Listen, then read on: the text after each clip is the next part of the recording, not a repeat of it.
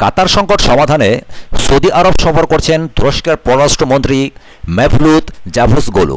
গতকাল শুক্রবার জরুরি সফরে তিনি রিয়াদ এসে পৌঁছান।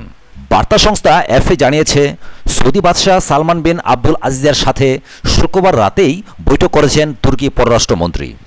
সৌদি কূটনৈতিক সূত্র এএফপিকে জানিয়েছে, উভয় নেতার মধ্যে বৈঠকটি ইতিবাচক ছিল, তবে এর চেয়ে বেশি কিছু জানা যায়নি। সন্ত্রাসবাদে মদদ দেওয়ার অভিযোগ এনে গত 5ই জুন কাতারের সাথে সব ধরনের সম্পর্ক ছিন্ন করার পাশাপাশি স্থল, জল ও আকাশপথে অবরোধ আরোপ করে সৌদি আরব, সংযুক্ত আরব আমিরাত ও বাহরাইন। পরে তাদের সাথে যোগ দেয় মিশর এবং জর্ডান। উপসাগরীয় দেশগুলোর মধ্যে হঠাৎ এমন উত্তেজনার ফলে মধ্যপ্রাচ্যে নতুন করে অনিশ্চয়তা দেখা দেয়। মার্কিন প্রেসিডেন্ট ডোনাল্ড ট্রাম্প প্রথমে এই সংকট আরও ঘনীভূত হওয়ার পেছনে কাজ করলেও স্বল্প সময়ের ব্যবধানে নিজেদের সংহত করে ট্রাম্প প্রশাসন। মার্কিন পররাষ্ট্রমন্ত্রী রেক্স টিলারসন দুপক্ষকে দ্রুত সমস্যা সমাধানের উদ্যোগ নিতে আহ্বান জানান। এদিকে তুরস্ক ও কুয়েত সক্রিয়ভাবে দুই পক্ষের মধ্যে সমঝোতার চেষ্টা চালিয়ে যাচ্ছে।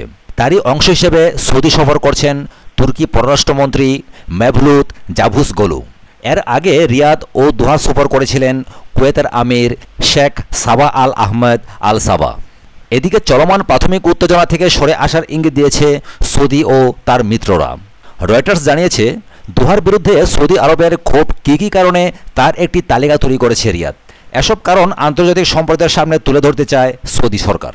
কাতারও গত কয়েকদিন ধরে দাবি করে আসছিল তাদের বিরুদ্ধে অভিযোগগুলো স্পষ্ট ও প্রমাণসহ তুলে ধরার।